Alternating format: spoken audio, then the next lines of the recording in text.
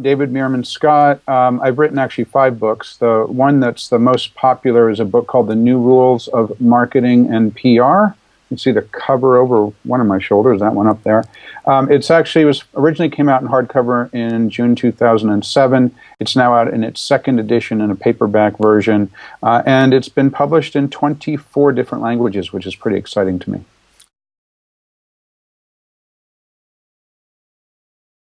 I spend my time traveling all over the world, speaking at conferences and running seminars for companies. Just this year, I've been to, let's see, I did Tokyo, Japan, and I did Amsterdam in the Netherlands, and I did the Mumbai in India.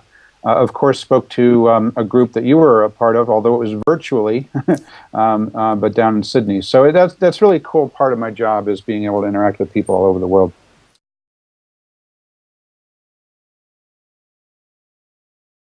Well, it's really pretty simple, because prior to the web, we as entrepreneurs, as business owners, as marketers, really had basically 3 ways to reach people. One way is we could reach people by buying attention. So that means buying advertising, buying magazine ads, radio, television, newspaper ads, billboards by the side of the road, direct mail lists, trade show booth space. So that was one way to generate attention. Another way is that you could use traditional media relations and try to reach people by getting the media to tell your story for you in the editorial sections of newspapers, magazines, radio, TV. The third way to generate attention was you could hire salespeople. And if you're a B2B organization, you could call people up on the phone, or you could do telemarketing, or you could, if you have a retail store, you could have salespeople in there to reach people as they come into the store. Now, there's nothing wrong with any of those ways. I'm not suggesting that people should stop if those things are working. But there's another way to generate attention, and that is to create really interesting information on the web. It could be a YouTube video, like we're doing now. It could be a blog post. It could be a white paper, an ebook, a Twitter feed, all sorts of different ways that people can, what I call, earn attention online. And today, everybody's going to the search engines. Everybody's asking their friends and colleagues and family members online for advice on what kind of companies to do business with. And if you're not in front of those people, you're not going to be considered for the work.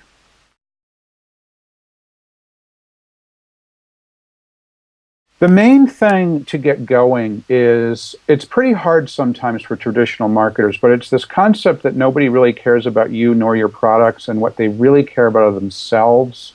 So the challenge to get going is for people, as they're creating content, whether it's a YouTube video or a blog or a Twitter feed or some great stuff on the website, the challenge is to don't talk about yourself, don't talk about your own products and services, but instead understand really deeply who your buyers are. Who are the people that you're trying to reach? Who are the people who have problems that your product or service can solve? And then how can you reach those people by creating something that's interesting? And that's the biggest challenge, because we've been sort of taught along the way to hype products, and talk about how much better we are than the competition. And that really doesn't work so well when you're talking about trying to market online, because people have a really sensitive BS detector, and they're unlikely to to rise to the hype that so many organizations are doing.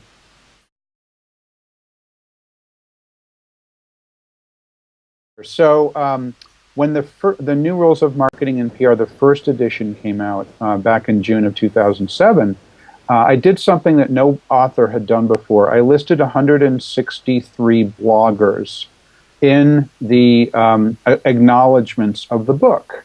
And then I told those 163 bloggers that they were in the book by doing a blog post and linking to them.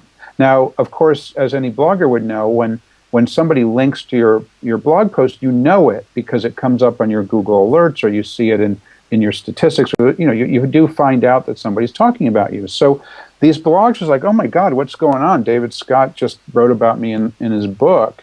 And then I had a place where they could contact me and get a copy of the book. Well, interestingly, out of the 163 bloggers that I mentioned, over 100 of them blogged about the book. And the reason I mentioned those particular bloggers was because they're people who had helped me. They had either provided some advice or left a comment on my blog or wrote something really interesting that I liked and that I used as I was doing my research. And so that really got the book jump-started because those people were talking it up. So that was a really interesting one. Another thing I did to launch a book that came out in March of last year, 2009, a book called Worldwide Rave, was I actually did a tweet up. And a tweet up, as I'm sure you know, is when people who know each other in Twitter meet in real life. So we did a tweet up at the stock exchange in New York City. And what we did was we actually opened the stock exchange. We rang the opening bell. And I invited 50 people with me. I was invited to open the stock market, and 50 of us went there. And everyone was like, this is so cool. And of course, what was happening is everyone was tweeting it. And so these 50 people were tweeting that they were doing this. Then the media heard about it.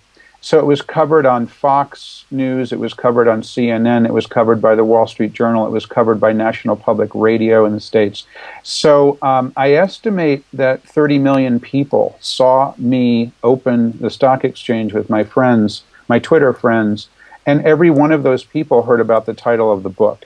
What all of these sorts of ideas kind of show is that when you can get people to talk about you and your stuff, then it's the best form of marketing that there is, because people are talking you up and they're saying good things about you. And, you know, that's not something you can buy. That's something that you have to earn by doing something interesting and clever and creating some content that people will be willing to share.